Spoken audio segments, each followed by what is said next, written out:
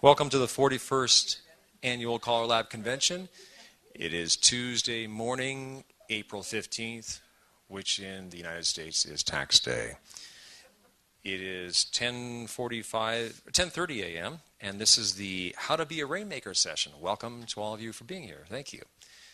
This is a lot more than last year. I think we had a few people last year. We have a whole room full of people this year, and I'm really, really excited. I hope I have enough handouts. I don't know, though, so you can share if we don't have them. So I want to welcome you for coming. How many of you have any idea what we're going to talk about today? 2 people. Great. So has anybody heard the term Rainmaker before? Not in this context, huh? Okay. So my name is Henerlau. I'm going to be moderating this. My panelist here is Mr. Ken Ritucci. He's from West Springfield, Massachusetts. And between the two of us, we're going to talk a little bit this morning, and we hope to have it interactive with you to talk about some of the ideas in being a rainmaker. And we hope to really generate some good ideas out of this. So we really want it to be participatory. And when you do come up to use the microphone, please state your name and where you're from, because all this is being recorded. Thank you. A little bit of background about myself. I've been calling for 34 years. I'm based out of the suburbs of San Francisco, the San Francisco Bay Area. And I've taught lots of beginner classes over the years, called for many, many clubs. I call for many programs. I teach classes now. I call through Challenge. And like many of you, I see that one of the biggest issues we're facing in this activity, if not the biggest issue, is the lack of dancers, the decline in dancers. And we've seen statistics. We know what we're talking about. We don't have to go too much into detail, but we realize that the dancers aren't there like they were 5, 10, 15 years ago. Of all the people that have a vested interest in making sure there are more dancers on the floor, we're probably the biggest group of that. The dancers will obviously want more dancers to come dance with them, but we're the ones that are going to be there day in and day out, and we have to have those dancers to call to, or we're not going to have a job anymore. We're out of a job. So what we hope to get out of this is to inspire people and give some ideas, specific ideas, about what you can do to increase the number of dancers. And so in that context, this rainmaking part, the term rainmaker, I first heard this term many, many years ago at a trade conference, is a person, well, we'll come back to the definition, but what, does anybody else have a definition of rainmaker? Anybody else? Did you raise your hand, Scott? Somebody who brings in the business. Anybody ever heard that term before? Yeah. So in any organization, you might find that there is, in a corporate organization, there might be that super salesman out there, the one man or woman who just, whatever they do, they just rake in the dollars, and their dollars are way up there. The sales quotas are way up. Their revenue is way up. And whatever secret they have, they're just out there doing what everybody else is struggling. Everybody else is, making phone calls and getting hung up on. This one person just goes out and just generates sales like crazy, and you just don't know what that secret is. What is that person? They just know how to close a business, and they're making a lot of money doing it. So we want to talk a little bit about that. And I have an outline here and some handouts, and I hope I have enough, but we're going to come back to that. But first, before we do that, I'd like to turn it over to Ken and have him open up with his comments. Again, Ken Ritucci is from West Springfield, Massachusetts. He's been calling for 60, 70 years. I'm not sure. No. He looks good. And he's got a perspective. He's going to come at a little different angle on this thing. So between the two of us, we've got a couple of different sides on this. So here we go. Thank you. Good morning. Whoa. The handout in the packet states about bringing in new dancers and recruiting, and I guess we can talk about that till ad nauseum, which we do in just about every situation, nationally, locally, internationally. But I told Eric I wanted to talk a little bit about being a rainmaker or a salesperson, which basically, when you think about it as callers, we all are. We're either selling ourselves, or we're selling the activity, or we're trying to sell something.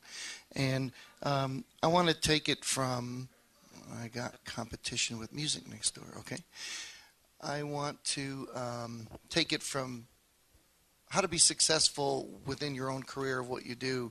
I looked at the handout, which we haven't really given out yet, but one of them is an entrepreneur. And I'd like to consider myself more of an entrepreneur in the activity because I'm not afraid to take chances. I always ask the question, what do you want to be? Is there any brand new callers, like 3 years or less in the room? Show of hands. Okay, great. How about 8 years or less? All right, so that's still a relatively new caller, but depending on your situation, You should ask yourself, what do you want to be when you grow up? Sort of like, what kind of caller do you want to be? Do you want to be just a successful local caller, which is great?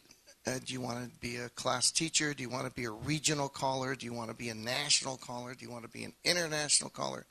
For whatever all that's worth. And then try to aim your career towards that. Or for those who have been calling a long time, do you want a career change? Do you want to? You feel like you're in a rut? How many feel like sometimes when they've been calling for many years, they get into a rut? They feel like they're stagnant. They haven't grown personally or professionally with their calling. Just one person? Oh, I'll put my hand up too. Sure. So I've come, as we know the activity now, it's changing, isn't it? Years ago, if you've been in this activity long enough, there were many, many clubs and many, many dancers, and callers really didn't have to really look too hard. If you were doing what you needed to do to be a successful caller, you were getting the work, you're getting the dates, you're getting the bookings, because there was just a lot of places to call with lots of dancers. Well, we don't quite have that as much anymore. I realize in certain parts of at least the United States and even around the world, there are pockets where clubs or areas are sort of booming a little bit. But for the most part, callers are now more and more getting involved in recruiting new dancers. And I decided about 10 years ago to take a different stance and say, if I love calling and I want to keep contributing to the activity, I want to start creating my own. I wanted to be a Rainmaker and start creating my own sales for me. And what does that mean? It means taking chances. So every time I create a weekend, a one-day special, a caller school, I am literally taking a chance that it's either going to be successful or it might fail. Have I had failures? Yes, I've had failures. I've tried weekends and things. For whatever reason, they have fallen through. So you can either pick yourself up and move on, or you can just say, forget it. None of this is ever going to work. I've had caller schools where in some locations around the country, they've been successful year after year. And then in some, I've had a little glitch or two and I've had to cancel a school. But if we're going to be successful, as using the term of the seminar, Rainmakers, you can't give up. And you can't be afraid to go back and say, I'm going to try it again. Same location, same area, possibly the same step, whatever, and make a go for it. I'm not afraid to do that, okay? I've reached the point in my career where I feel pretty confident what I can do, and if it doesn't work out, then it doesn't work out. But my community is not only the new dancers, but also the existing dancers. Remember, as much as we all want new dancers in our activity, and we do, we also have an obligation to the existing dancers and population that we deal with now. Whether it's your own club, whether you guest call, whether you travel, those are people that are going to give you opportunities to keep enhancing your career. Create sales. You have to create sales. Rainmakers, the successful salespeople, as Eric alluded to, are the ones that go out and create sales. Personally, my job is in sales. I'm in medical sales. And I've worked for companies where they just pay you straight commission. And if anyone knows anything about straight commission is, if you don't leave the house, you don't eat. So, and companies like it that way because they want you hungry out there. And I think as callers, we need to be hungry for our own careers. We need to be able to take the next step and not be afraid to take chances. I take lots of chances, I had indicated before. Another chance that I'm taking this year is I'm actually starting a brand new set of beginner lessons for only 10 weeks out of a park and rec department in a small town in Connecticut. I live near the Connecticut-Mass line. And I've joined up with a dancer who lives in town, and we went and met with the Park and Rec department, and we said we would like to start square dancing here. And through her relationship, we worked it out. They are going to do all the advertisement for us. They have a community of hundreds of over 1,000 people. They're putting it in their spring booklet that the lessons are going to start in the fall. And we have decided that I'm going to charge $10 a person, $7 for teens. That's per week, and they have to pay it all up front. So they have to pay $200 if they want to take square dance lessons. I know some of you are going to say, oh my God, that's like sticker shock.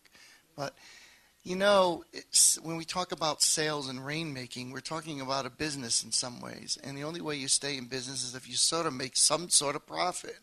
I mean, that's just the way businesses are. Yes, it's a hobby, but yes, it's a business too. And I go along with the adage that new people who do not know about anything about square dancing don't know what square dancing costs. So whether you pay $10 a week per lessons or you pay $4 a week per lessons, I'm going to take the side. I'm going to take a chance, again, of whether I pass or fail and see if this will work. And I'm hoping it does. They're only going to give us 10 weeks. So then we got to be creative and think what we're going to do. They said if the program's successful, they want to keep it going year round. Sound familiar? Do the first 10 weeks. Then what do? Try to get more people in. I mean, but I'll cross that bridge when I come to it.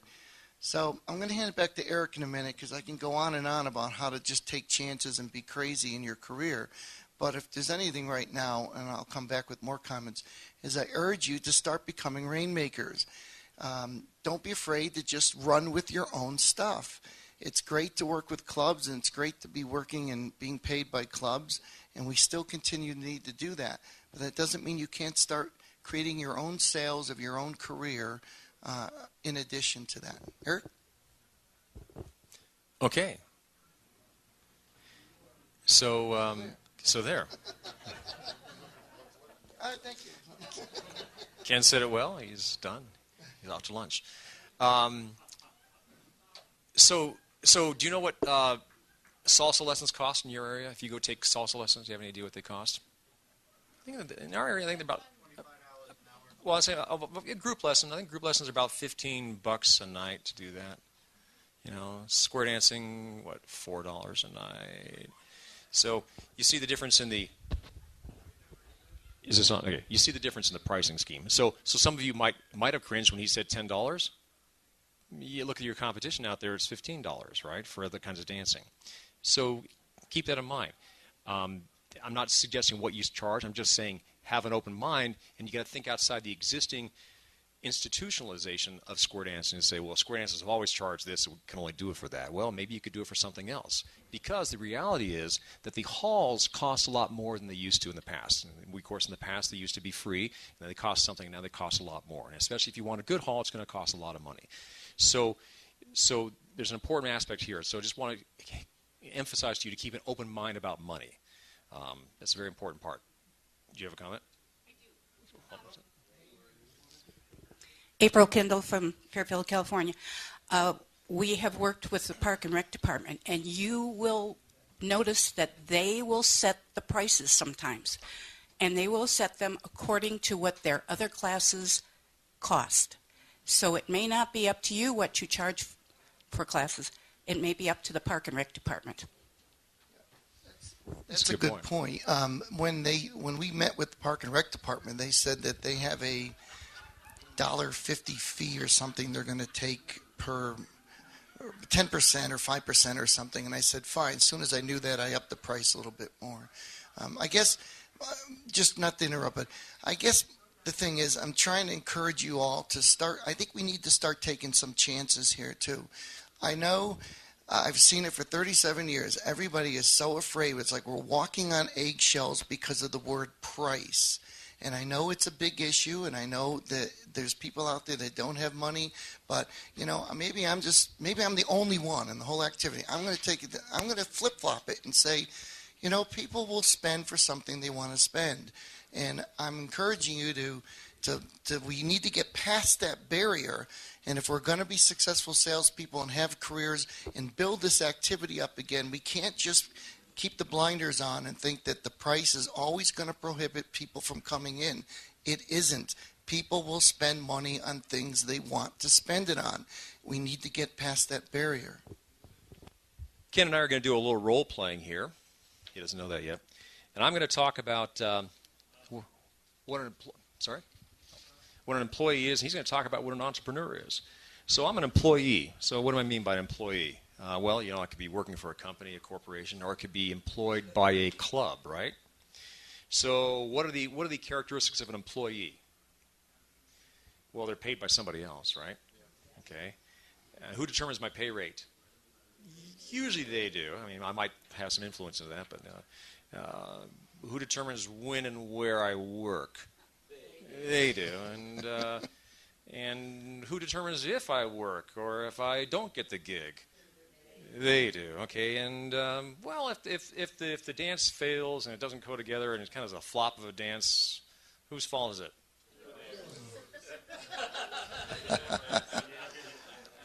Well, I'm an employee. They set up the dance. They put it together. They didn't get the advertising out. They didn't contract the hall right, whatever. It's their fault. It's their fault, right? All right, well, okay. Yeah. I'm talking about an employee, a true employee. So you know what? You hired me. You didn't make the dance happen. So if I'm not working, what do? If I'm an employee, I just kind of sit around, wait for that club to call me and book me, because that's all I know how to do. Wait for that phone to ring, right? And, all I'm thinking about is, do I have a gig next Saturday night? And I was thinking tactically, next week, next month. How's my calendar this week and this month? I can't really see beyond that because I'm just trying to scratch out what's going on right now for my life. So I'm just being general. These are characteristics of an employee, right? In contrast, what would it look like to be an entrepreneur? Well, this is definitely me in a lot of ways. Entrepreneur, who pays you if you're an entrepreneur? If you're your own boss, who pays you? Absolutely, I pay myself. Who determines my pay rate? I do. Who determines my hours or where I want to call, what type of programs I want to call and run? I do. Who controls how much or little I want to work? I do. Who takes the responsibilities for the success and the failures? I do. Definitely. Who does not wait for others, takes initiative to create his own work. I mentioned that a few minutes ago. I don't sit around and wait for the emails and the phone calls. Well, you don't really get much in snail mail anymore, but remember the days when the mail would come in, here's a list of calls, right back to us. But I don't wait around. If something comes along that I want to do, I will take the initiative to do it. And who thinks strategically and how the program will build over time? If you're going to be your own boss and create your own work for Square Dance Calling, you constantly have to be thinking down the road, down the road, down the road. And so I don't wait around for somebody to just say, we'd like to have you for this evening. That's critical. That strategic thinking is absolutely critical because the person who is an employee or a renter, we'll come back to the renter thing, but same thing, is sitting around waiting for what's going to happen next week, what's going to happen next month. An entrepreneur is thinking, I'm going to do this program this year and next year, and by the third year it's going to build into something really big. Whether it's a weekend festival, whether it's a beginner class, a plus group, whatever it's going to be, he's going to build that thing knowing that it's going to be small at first. And I've got lots of stories out there, but people started programs that were very small and then build them into something tremendous over 2 or 3 years. But you got to think long term along those lines. Absolutely. So everybody, we're kind of doing that little role playing along that line there between employees and employees. The same thing goes, and I use the term renter and owner. And do you know what renting and owning is? You all live somewhere. You either rent where you live or you own where you live. Okay, and there's a little difference there. I'm sorry. Or the bank does, right? The bank. And I kind of had the same kind of set of criteria about those two things too. A renter is one who just is there and it's somebody else's responsibility, whereas an owner takes complete responsibility. Even though the bank owns it, you're responsible for that roof when it starts leaking. The bank's not going to fix it for you. So it really comes down to the question, do you own or do you rent? Now, you have a calling career. All of you are callers in here. So the question to you is, do you own your calling career or do you rent it? Now, think about that question, because I can tell you for myself, when I started out calling, I really owned my calling career. And then, 10 or more years down the road, I got involved in a lot of other things. My day job was very busy and I had a lot of other things going on. And so I just kind of backed off, and I had a couple clubs who I was working with on a regular basis. And I just really let them do everything, and whatever happened, happened. And at that point, I became a renter. I totally was renting my career, completely renting it. I had no control over it. I was just letting them do everything, and whatever happened, happened. And about 10 years ago, I changed that around again. So I own my career. I really own it. So I make sure that what I want to have happen in my career, I'm creating. I'm not waiting for the clubs to do it, and sometimes I'm at odds with the clubs about what's going to happen. Oftentimes I'm at odds with the clubs about what's going to happen. We have different visions about what should happen. So a lot of it's working, the diplomacy of working with the clubs to work out what you can with the clubs, and when you can't, do your own thing. So ask yourself the question, are you a renter or are you an owner in your career? Just keep pondering that question. How much do you let somebody else run your career as a caller, and how much do you take responsibility for doing something with it? Ken is a great classic example of a person who really owns his career. He takes a lot of chances, and some of them work and some of them don't. You know, Thomas Edison, there's a great statistic about Thomas Edison. He spent, you know, what's genius?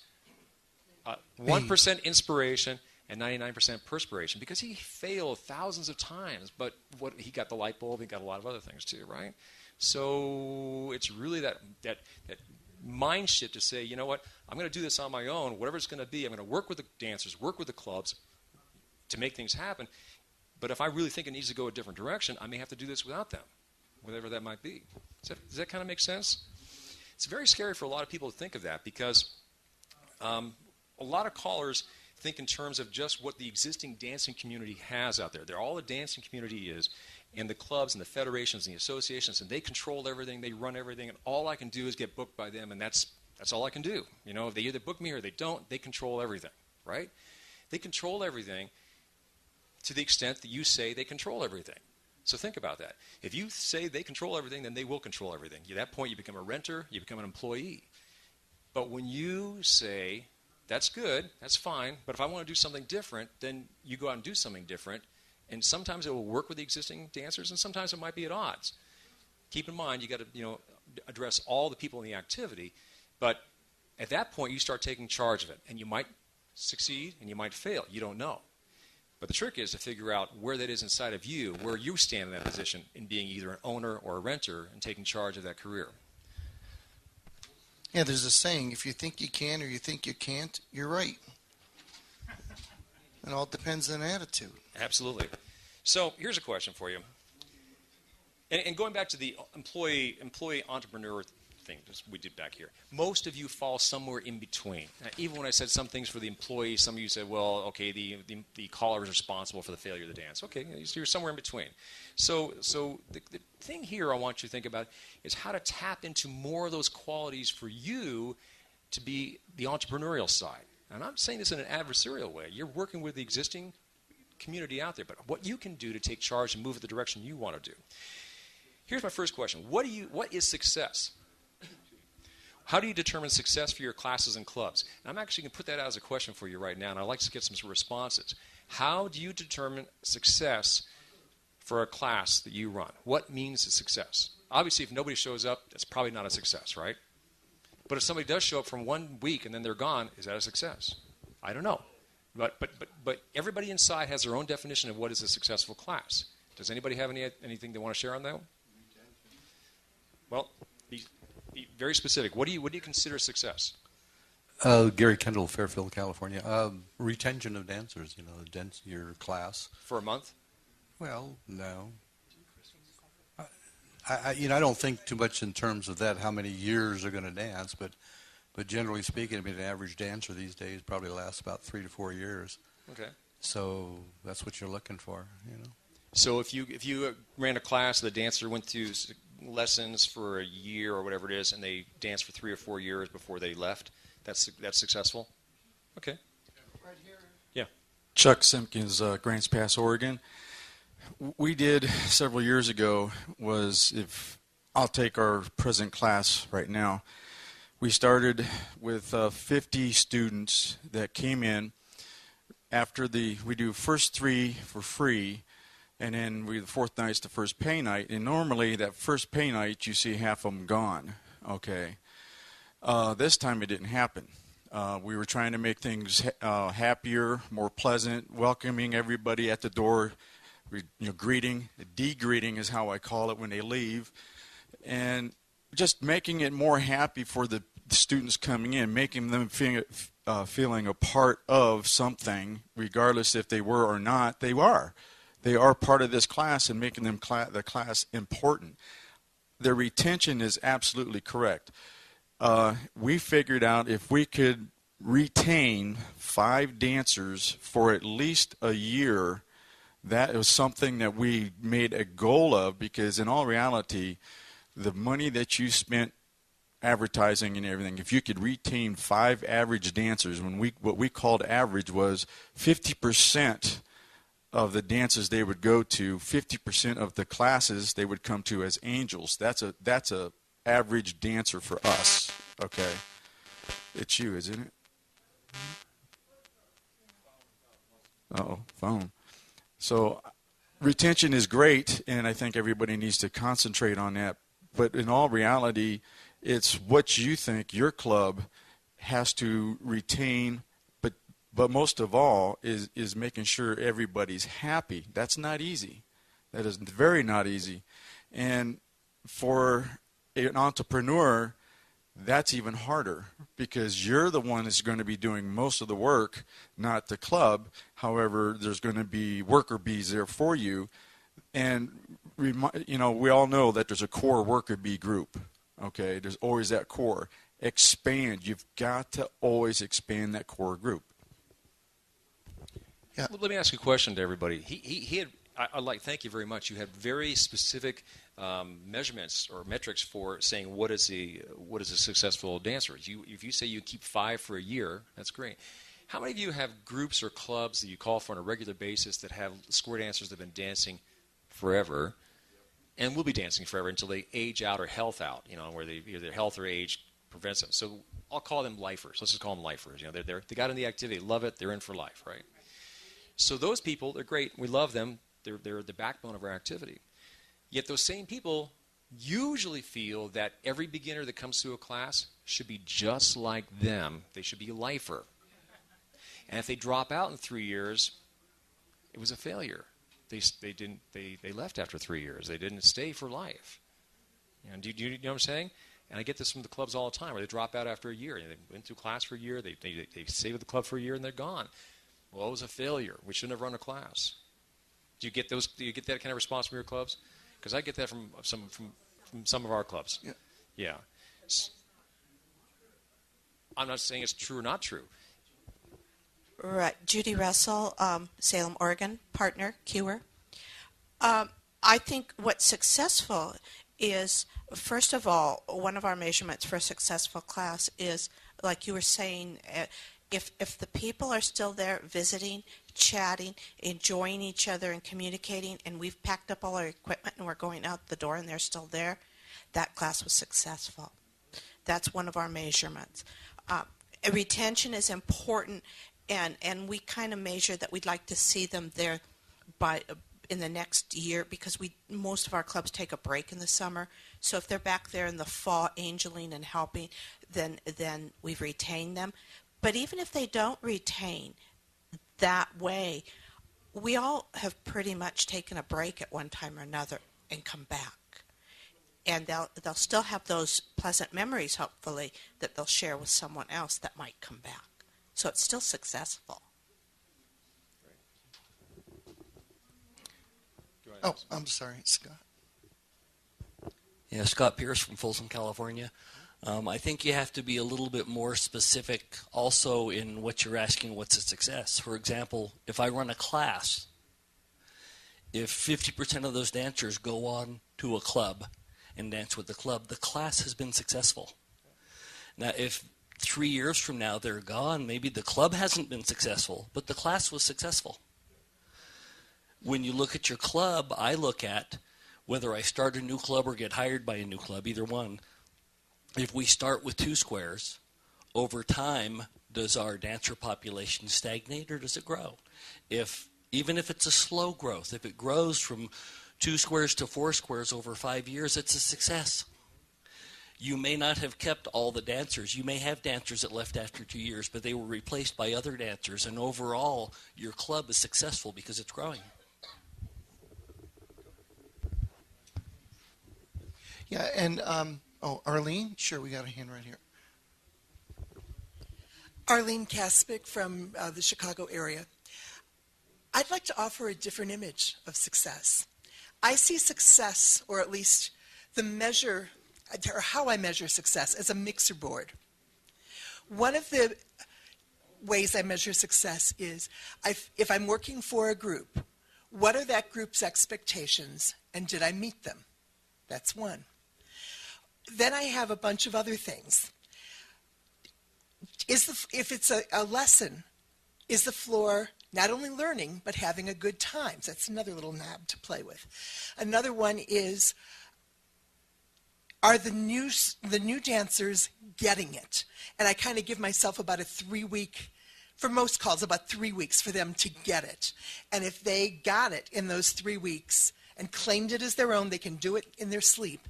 Okay, it's another little knob that I play with. Another little knob that I play with is the angels. Am I keeping them engaged? And are they talking to other angels about, come to this class, it's a good time. And sometimes, that's another one. Another one is, are the angels learning something new? That's another little knob to play with. Another little knob that I play with is somebody leaving either singing a song or humming a song that we use throughout the evening? And then another little knob that I play with is, am I getting my rewards from this as well? And in some cases, that can be the determining factor of, is this really a success for me?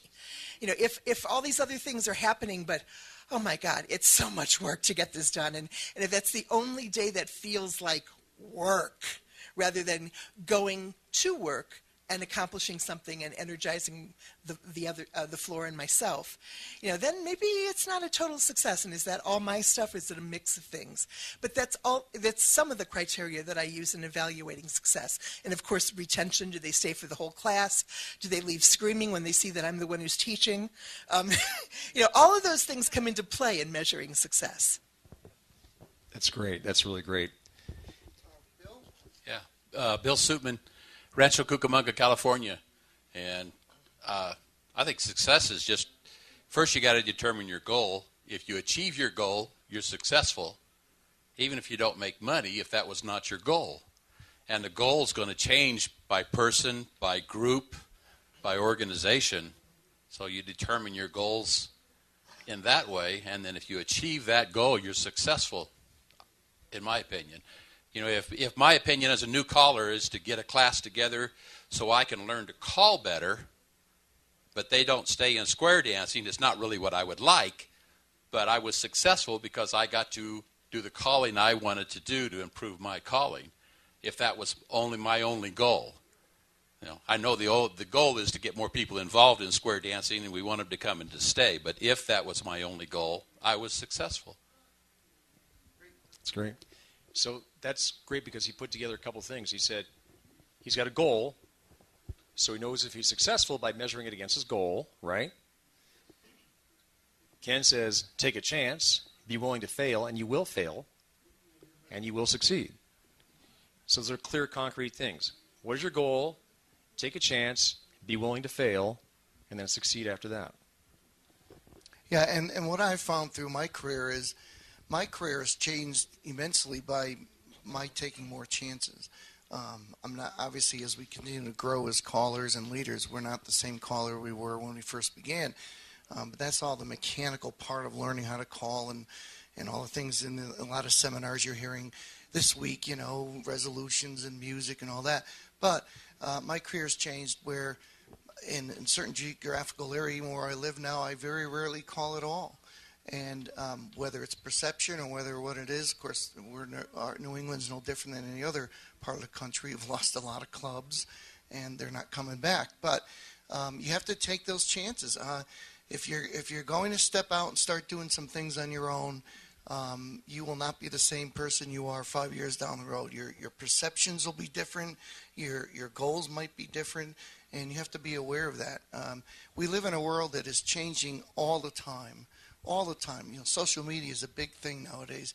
People don't want to wait anymore. They want everything instantly.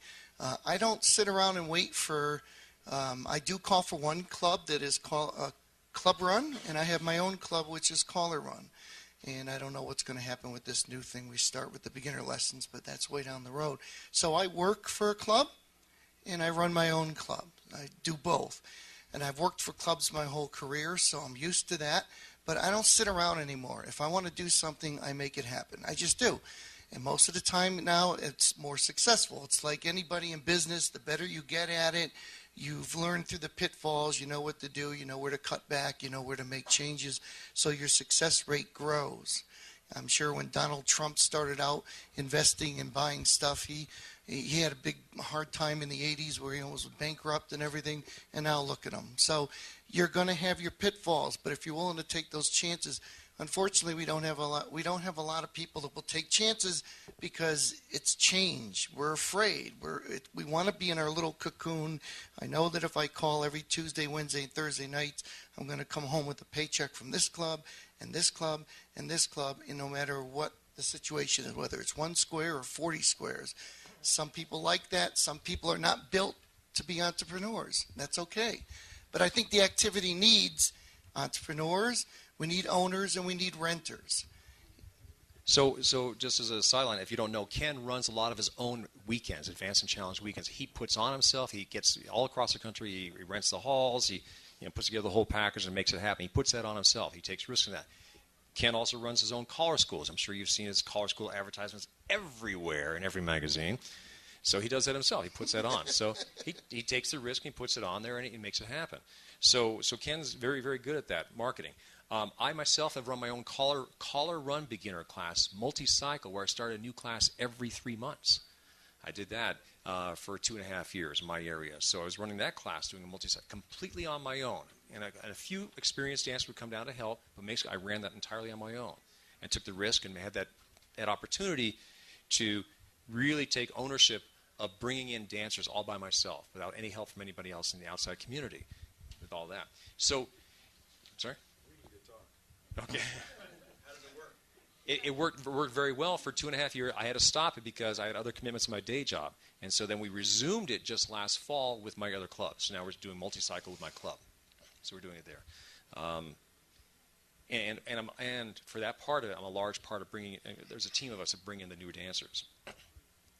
So here's a question I have for you. So given all this, if you all could wave a magic wand, you'd all just walk right out the door and plunk down your $1 million and start your new workshop and build your hall and invite 1,000 dancers, you'd all be filled up, right? We don't have that magic wand. We lost that one. So like anything else, what is the barrier? What would stop you from going out and starting your own thing? Whether it be, mostly beginner class, the best thing would be if you could start a beginner class, right? Because that's what we really need is more beginner classes. How many times have I heard a caller who's come out of a caller school or is a fairly new caller who says, yeah, I like calling, it's really great, but no club will hire me. I can't get a club to hire me. And, well, have you thought about teaching a class? Two things will happen when you teach a class. One, you're going to get booking every week because you got to teach a class. Second, you're going to become a whole lot better caller because when you start teaching a class from circle left on up, you just become a lot better caller every week as you go through this stuff. You know that. And say, well, no club's going to hire me for a beginner class because I don't have experience. How about your first job you ever got in life? Remember that first job you tried to get and they said, well, you got to have experience. But I don't have experience. Well, how do you get experience? By getting a job, right? So it's that kind of catch-22. So how do you do that for yourself? How do you turn that around? I've actually had a couple of newer callers in our area go out and start their own beginner class and did it on their own. And they're like they say, they're struggling out with a handful of dancers to start out with, but they're doing it on their own because they're willing to do that and they want to take responsibility for bringing in some more dancers. They may only have a square, which isn't very much. Maybe they're running at a loss. Maybe, I don't know how it's working out for them, but they got a square of dancers they're running through. And what will that build on? It'll make them better callers. They'll start it again next time. As Ken says, you learn from your mistakes. You learn what works, what doesn't work, and you get a better production next time. So the question to put in the back of your head is, what is stopping you from going out and attracting doing it on your own to attract people the way you think they should be brought into the activity? So there's a lot of issues. What would stop you from running your own class right now? What's anything? What would stop you from running a class? Hi, I'm Ken Baudet from Calgary, Alberta. One of the issues that we have in Calgary is that we have a citywide organization.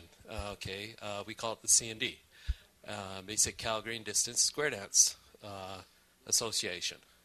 And I actually went to them and said, how about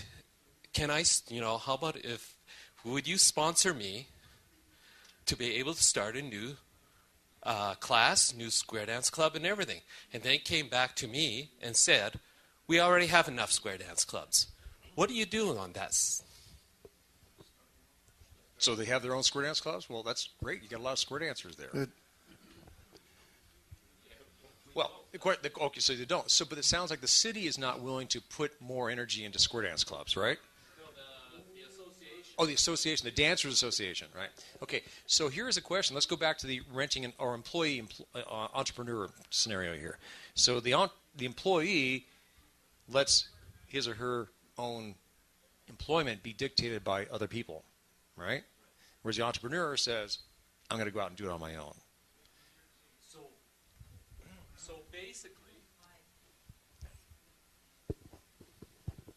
So basically, I would say, lead me, follow me, or get out of the way. Or, so you're saying the Dancers Association says we don't need any more classes? That's right. Okay. Well, if they have so many dancers, I think that's great. Let us know your secret. But they don't. That's the issue. Okay. So, but you want to run your own class. Yes. So great. So the question becomes, what's stopping you from running your own class? Why? How do I say this delicately? You have the Dancers Association there, right? And all the clubs and everything. Why are they a barrier for you to do your own thing? Do you have to use their hall or something? Or no, probably because of maybe lack of halls. Can I interject? Because I have a direct answer for that. Sure, go ahead. Kay Gonzalez, Clovis, California. My husband's a caller. A couple years ago, same thing. Came out of class, wants to be a caller. What do you do? We belong to a club. We have a few good friends there. And he said, hey, I want to get the practice. We found a hall, which was $25 an hour, I think. Yeah, a lot of that was coming out of our pocket. We were charging them. We have some great friends who said, okay, we'll come. We'll learn from you. These are experienced dancers, so easy to teach, But they started coming. They started bringing some friends. Even bringing the friends, the hall raised the rent on us. So we now dance in a party room in a pizza parlor, which is free. One of our club members worked there and said, hey, let me talk to the manager and see if they'll let you do that. The thing is, you got to think outside the box. We recently went to the parks, city park. It's not Parks and Recreation. It's just the city parks. They have a few parks in town that have a clubhouse. Some of them are in less than desirable neighborhoods. I would not encourage anyone to go there. We found a park that's not far from our home, in fact, that is overseen by a local church. They are happy to have us. We're going to be starting a new class there. That one's free. You just have to look for opportunities. Don't give up. Be persistent. And when the association says you don't need another club, like Eric said, that's great. They have so many dancers. We started this class 4 years ago. We joined the association this year. We did it outside, no help from them. Start it on your own. Get your friends. Find some people. That is a great success story. I hope everybody heard that. That is a great success story. Chuck? Again, Chuck Simpkins, Grants Pass, Oregon. As a new caller, I'm almost 5 years old now. Went to Ken's class, and he's one of the three that I've gone to. But as a new caller, I was very intimidated to go out and start anything on my own because Ken felt I was stepping on his toes and taking. Well, I'm using you if I was you were my local caller, all right? But the local callers were pretty much saying, you're stepping on my toes. You're stealing my students. You're stealing my members. And as a new caller for 5 years now, I've been going, I can do this, but I don't want to step on their toes. And not only am I stepping on the caller's toes, they've got everybody else believing that I'll be stepping on the club's toes also. Well, that's going to stop. That's going to stop next year because I'm planning on starting my own class. I've already got a Wednesday night helper class is what I call it. It's a combination between a workshop and a class. I get anywhere from beginners to plus, and I work on anything they want to work on. And it works. We go 2 hours. And we could go for 4 hours. Okay, just want to keep on going. I've decided if I have to step on a toe, and which I'm not trying to do, if they feel like they're being stepped on, maybe they need to do something different. So my entrepreneurship has grown in five years to say, I'm just going to go do it. If someone feels bad about that, I'm sorry. That's not my intention. I want to grow the activity. Roger, right here first. Sorry. Roger Smith, Santa Clara, California. When I first learned how to call back in the 1960s, my mentor told me, if you want to call, start your own group. Now, things have changed a lot since 1960. I graduated my first class in 1964. I ended up with 5 couples. From there, we kept working and working and working, and at the time I left down there, we were basically about 8 to 10 squares every Wednesday night. Let's work forward, 2000. I decided I had a pastor of a church come through my class. And he said, Roger, you know, you can use the parish hall for free if you'd like. Okay? So we held a dance. Jim Osborne and I held a leap year dance there.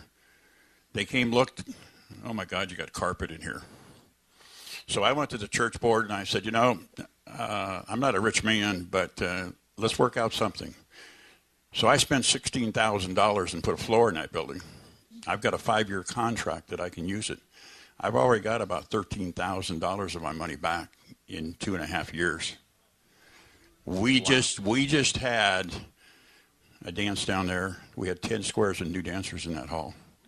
And it's, you know, I'm not going to get rich off of it, but we're now teaching 2 classes in that hall. That is an entrepreneur. He was able to get his checkbook out and write $16,000. Now, a lot of us probably can't do that, but that's a pretty amazing story to be able to do that. And he made something happen. So he's got that going on his own. He's got that with the church. He doesn't have anybody else dictating what should be done. He just does it himself. By the way, one of the things when I started my first class,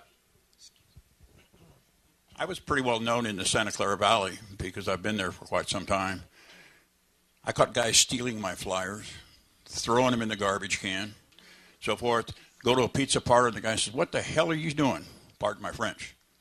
What are you doing starting a class? They got one over here, we got one over there. I said, I'm in Santa Clara. You guys are on the other side of town. There's 1 million people here. You take 500,000, I'll take the other 500,000. So yeah, I was going to say, that's great because he's exactly right. So he's in the San Jose area, which San Jose, California is just south of San Francisco. The San Jose metropolitan area has about 1.5 million or 2 million people down there, right, in that area. So here's a bigger question. So we're all here in this room. We all have our clubs, a handful of dancers. Approximately how many people live in the United States? 300 million. You know what that tells me? There are 300 million people who don't square dance yet. So have you heard of the theory of abundance theory versus scarcity theory? Scarcity thinking and abundance thinking? Scarcity thinking is that there's only 3 things out for us to have, and either Ken's going to get it or I'm going to get it, so I got to fight him for that because we're going to fight over these three dances. No, it's mine. I got to work for that. Abundance thinking is there's 3 here and there's 50 more over there and 100 more over there, and I'm going to get all those. Abundance thinking is it's always going to be coming in the door. And if you think there's any shortage of people out there, just walk down the street. There's more people. I have a request for that. Jim Osborne, Northern California, Silicon Valley. I have a request for you guys that are nationally well known to write that article, because I think that that's one of the major problems with the dancers. I cannot believe how many dancers believe that, my God, Roger's going to steal some dancers away. He's down the population is so damn huge. If we're in that bad a shape, that I'm worried that Eric is going to steal my dancers, that is a terrible thing. But I think the problem is they're not going to believe the local guy. Nice big articles by some nationally known people saying that so the dancers have a chance of reading it would be worthwhile.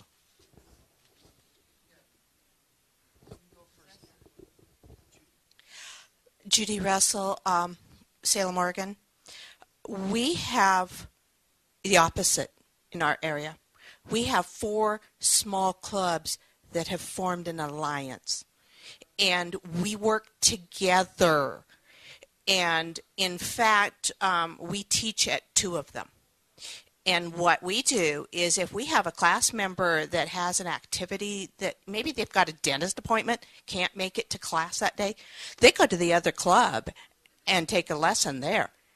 And they don't pay it that one because they've already paid it the first one. And our idea of between our clubs are that we're getting a dancer in the area, and they're going to dance, they're going to visit other clubs, they're going to be a dancer in the area. It's going to benefit everybody. So you just have to plant that seed in some of these people's minds, and sometimes it takes a while to make that happen. Yeah, let me speak for a minute. As I travel around, I see some really nice things like that.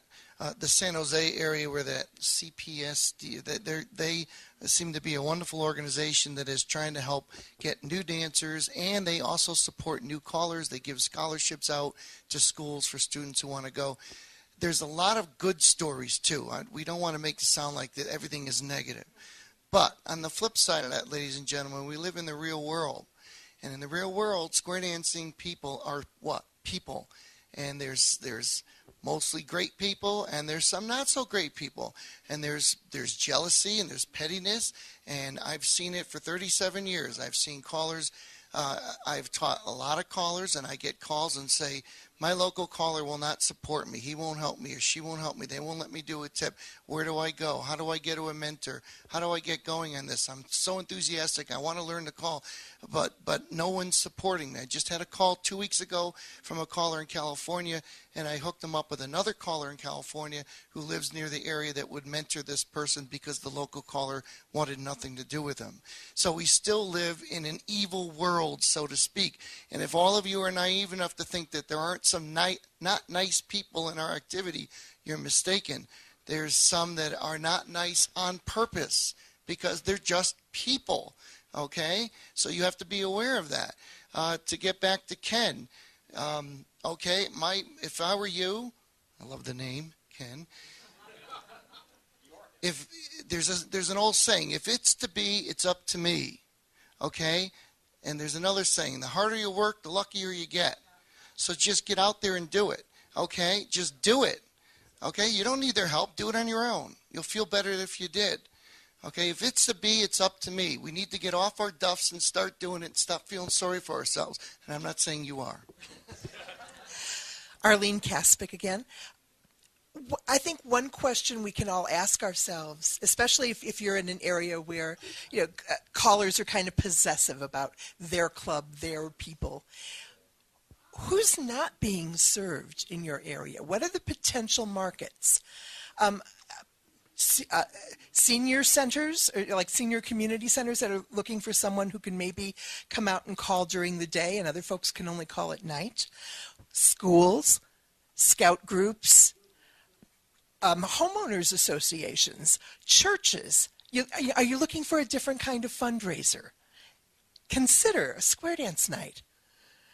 You're only limited by your own imagination in terms of how you market yourself, and especially when you're starting out. Keep it simple. Call for your, just a one-night kind of party thing, but on a regular basis for different groups of people. You can use your same program because if you have, first of all, even if you use the exact same one and some of the same dancers came, they're not likely to remember that you did that. And so it's a great way to start honing your skills, start creating some visibility, and start thinking about the potential markets.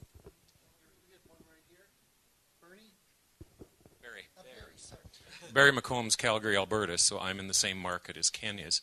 I was very fortunate, and you've sort of given me the lead-in. I'm a member of a seniors club. It happens to be where our fiddle group meets. And I was talking to them one day, and I saw they were planning line dances, and I said, what about square dances? So ever since September, I've been working with a group of 12 seniors, very new caller, and we only called up to the first column of CALLERLAB, left out some of those. But I had a really dedicated group of 12 people. And was able to hone my own skills with a known and very fortunately very supportive group. I think they taught me as much as I taught them. That's great. That's totally great. Let me go through a couple of bullet points here. Did you? Let me go. So barriers to change. What's stopping you? And this will be in the handout too. So we asked the question, what's stopping you from running a class? What's stopping you from doing this on your own? I came up with some ideas, and I want you to come up with your ideas. So how about this? You tried to run a class, but nobody came. Nobody showed up. Does that ever happen? Yeah, okay. How about you can't get angels? Now some people might think that. Yeah. Pretty good. Yeah, that's right. Don't want angels. Maybe you don't want them, yeah. And I said this one before, no one will hire me, right? The hall is too expensive, depending on your area. Some places it's free, some places it's $100 an hour. Here's the biggest one. This is probably the biggest belief that a lot of people, or biggest barrier that people will have. The belief system that you can't compete against the computer. People today live in an internet age. They're on the computer all the time. They're going to watch DVD and Netflix and sit home and watch whatever. Do their home thing with a computer or the TV. And there's a belief system that a lot of callers have that my classes are down. I can't get anybody in my class because we got two working incomes in the household, and they're both working hard, and they're tired when they get home. They just turn on the computer, we're done, and that's that. A lot of people have that belief. That may be true for a lot of people. But there's still 300 million people in America, and a lot in Canada too, and other places. But okay. So my point is there's still a lot of people who aren't doing that. And as pointed out by Patrick yesterday, a lot of them are sitting around the computer lonely because they're looking for something to do. That's what they're doing. So if you have a belief system that you can't compete against a computer, you're going to fail. It's what you think is what's going to happen. If you believe that you will succeed, if you really believe you'll succeed, and don't worry about that, take the chance to move it out there, you will go against that computer and you'll be successful. Some people think, well, I can't run a class because I've got no place for the beginners to go after they graduate or they finish a class. And so what? They keep dancing with you forever, right? How about this one? This is if you do a class or a club. The unrealistic expectations of the club leaders, like they got to go from 0 to plus in 9 months. And then get them going and get them in the club because they got to do that, because if they don't, you're a failure, right? Going back to the metrics. I say, no, we had them for 9 months dancing. That was pretty good, I thought. So what are the other things stopping you? And the reason I'm asking this, because tell me what's stopping, what you think might be a problem for running this on your own, and then how can we fix that? John, grab the mic. Oh, sorry.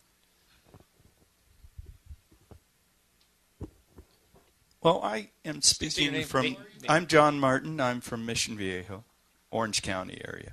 I'm an employee. That's my mental attitude. I'm an employee. For the small amount of time, about 3 years of playing with calling, I'm finally learning that there's something out there. This is my wife. We've been married 42 years. We danced at the teenage club together, and she doesn't like new. I do.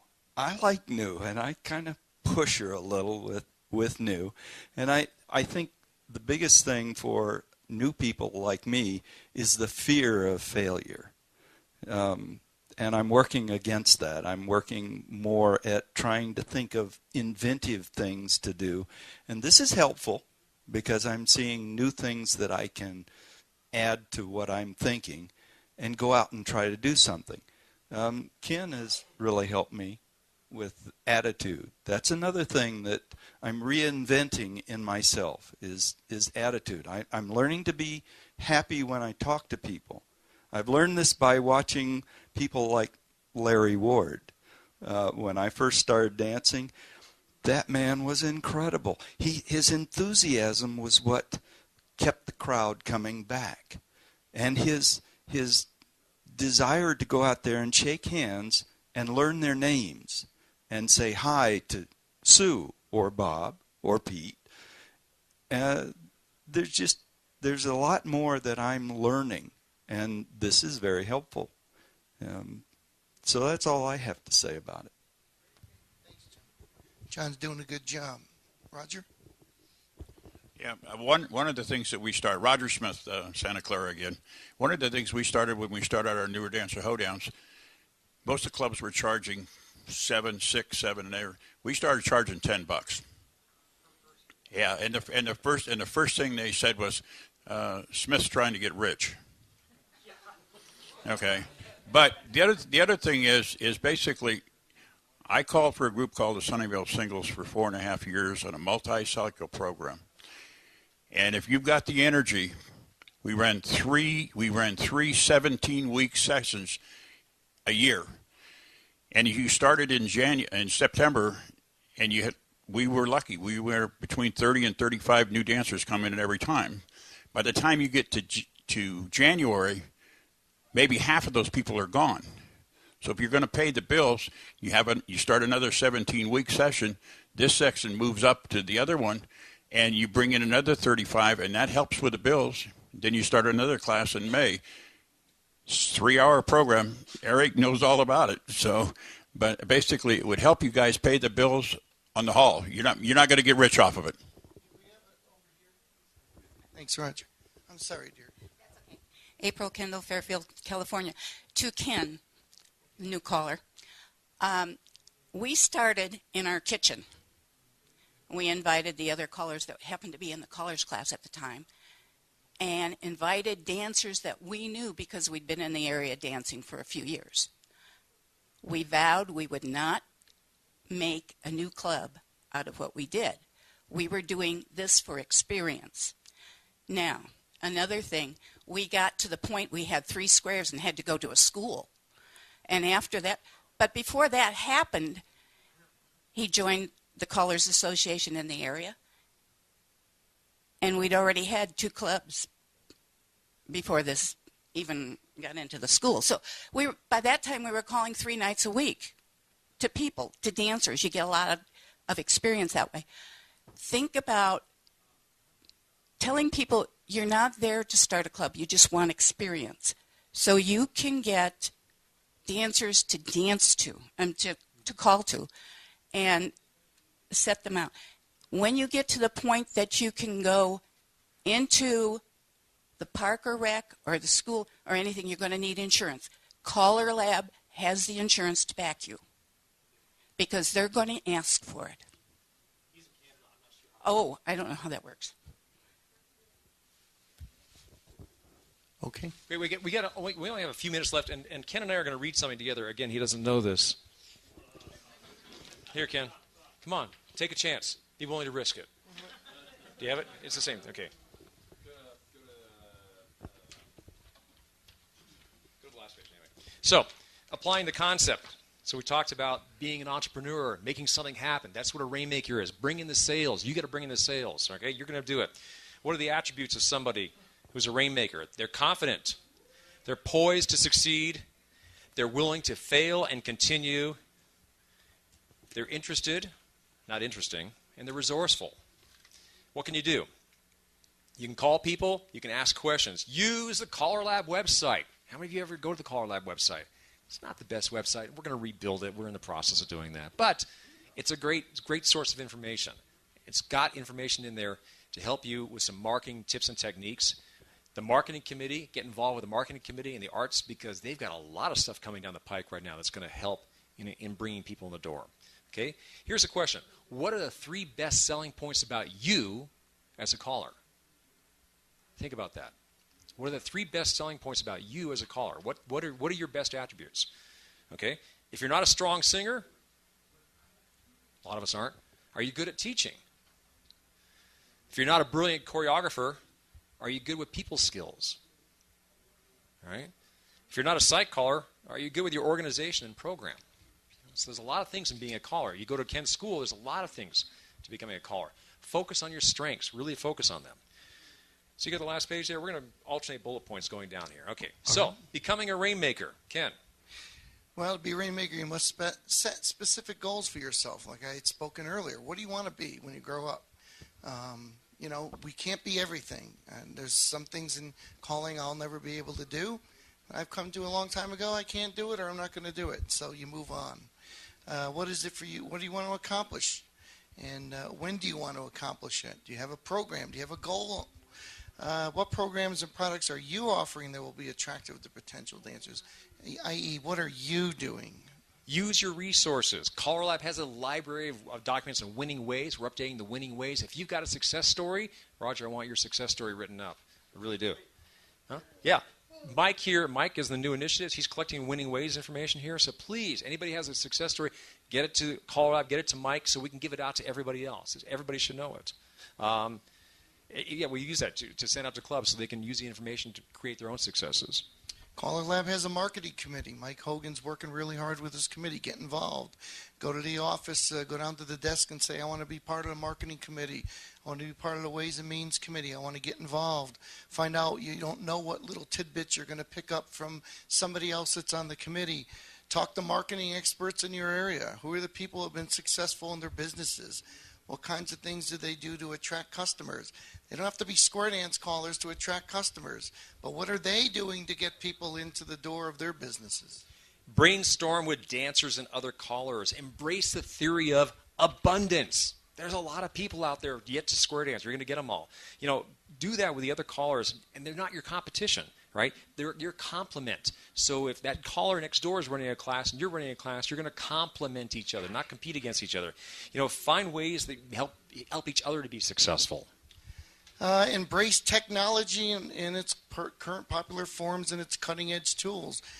Some people are really computer savvy, and some people don't know how to turn on a computer. If you're afraid of a computer, then get somebody next to you or close to you that will help you with the computer, or do the work for you if you want. Pay them if you have to. If you don't know how to use it, find someone. Simple uses can be free. More involved might cost you some money. Yeah. Consider alternative programs. Don't fit the exact model. You got to do 0 to plus in 3 weeks or whatever it is. You know, think about the ABC program, the community dance program, the GDP program, the basics class. You know, if the current mainstream or plus dancing in your area is dying, then a new program is needed, and you're going to make it happen because probably the dancers aren't going to make it happen because the dancers want exactly what they already have. So you're going to have to figure out something different that you think will work and create success on your own, and it may not be what the dancers are doing. Create a network of clubs and callers in your region and proactively connect with them. Find out what's working and what's not working. Discuss ideas you have to attract people into dancing. Work with people in your area. Come up with fun and social events to complement the square dancing time. Create the social glue that's needed to keep groups of people coming back together on a continuous basis. People that come and dance and sit down, don't interact, don't hang around very long. People that come and dance and then talk all during the break and just talk. Who was the one saying that they wouldn't go home afterwards? They kept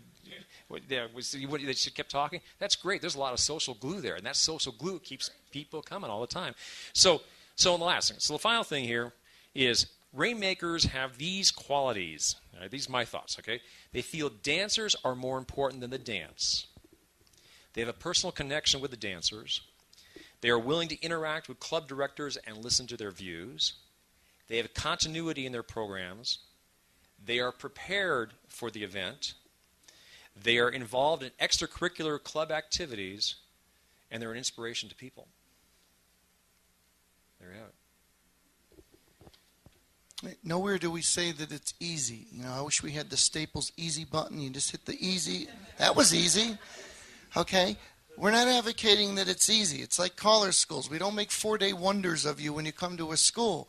You have to put some skin in the game. How much of that skin are you willing to put in? Some people are going to put in a lot. Some people aren't going to put in any. That's really your own choice to decide. I don't have enough handouts all together, so if you can share, if you're a couple or whatever, you know. It's not on the flash. It's not on the flash. 2 more here.